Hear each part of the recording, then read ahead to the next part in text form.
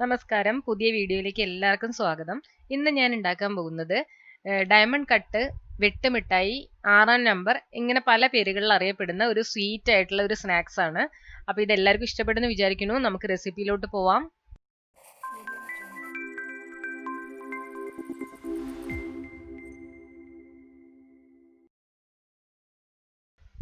അപ്പോൾ ഇതിനായിട്ട് ഞാൻ 1 കപ്പ് മൈദയാണ് എടുത്തിട്ടുള്ളത്. 1 കപ്പ് മൈദയിലേക്ക് ഒരു 1/4 ടീസ്പൂൺ സോഡാപ്പൊടി അപ്പക്കാര ഇട്ട് കൊടുക്കുക. പിന്നെ ആവശ്യത്തിന് ഉപ്പും കൂടെ ചേർത്ത് നമുക്കിതൊന്ന് മിക്സ് ചെയ്യാം. എന്നിട്ട് ആവശ്യത്തിന് വെള്ളം കൂടെ ചേർത്ത് ഇതൊന്ന് കുഴച്ചെടുക്കണം.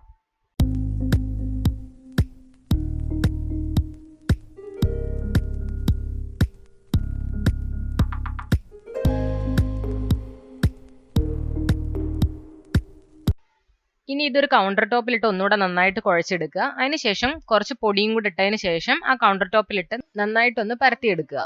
വളരെ നൈസായിട്ട് വേണം പരത്തിയെടുക്കാനായിട്ട്. ഇത് കണ്ടോ, ഈ തിക്നെസ് വരാൻ പാടുള്ളൂ. ഇപ്പൊ നന്നായിട്ട് നമ്മൾ പരത്തിയെടുത്തിട്ടുണ്ട്. ഇനി നമുക്കിതിനെ കട്ട് ചെയ്യാണ് വേണ്ടത്. ഇതിനെ ഇതിനെ നമ്മൾ നീളത്തിൽ കട്ട് ചെയ്തെടുക്കണം. അപ്പൊ ഇത് കംപ്ലീറ്റ് ആയിട്ട് ആദ്യം നീളത്തിൽ കട്ട് ചെയ്തെടുക്കുക. എന്നിട്ടാണ് നമ്മൾ ഡയമണ്ട് കട്ട് ചെയ്യാൻ പോകുന്നത്. ഇപ്പൊ ഞാൻ ഇതെല്ലാം ഇവിടെ നീളത്തിന് കട്ട് ചെയ്ത് വെച്ചിട്ടുണ്ട്. ഇത് കണ്ടോ, ഇതുപോലെ കട്ട് ചെയ്യുക ആദ്യം. ഇനി ഈ നീളത്തിൽ കട്ട് ചെയ്ത് വെച്ചതിനെയൊക്കെ നമ്മൾ ഇതുപോലെ ചരിച്ച് കട്ട് ചെയ്യുക. ഡയമണ്ട് ഷേപ്പ് വരാൻ വേണ്ടിയിട്ടാണ്.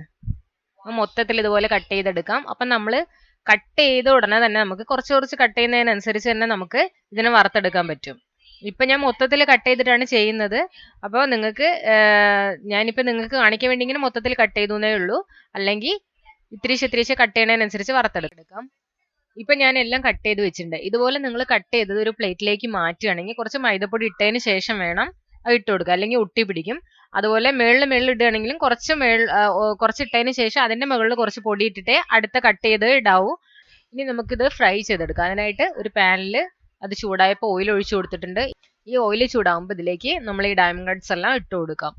അത് തിരിച്ചും മറച്ചും ഇട്ട് ഒന്ന് വറുത്തെടുക്കുക.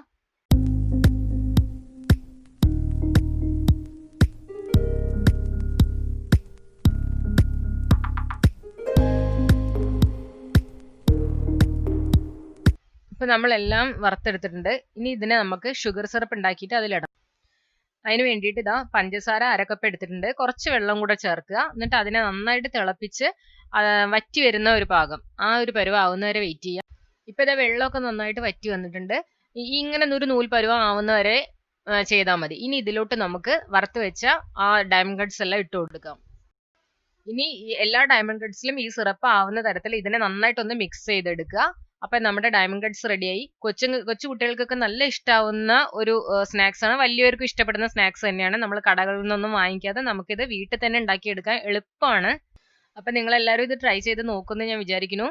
അപ്പൊ നിങ്ങൾ ട്രൈ ചെയ്ത് നോക്കിയിട്ട് അഭിപ്രായങ്ങൾ കമന്റ് ആയിട്ട് അറിയിക്കുക. ലൈക്ക് ചെയ്യണം, ഷെയർ ചെയ്യണം.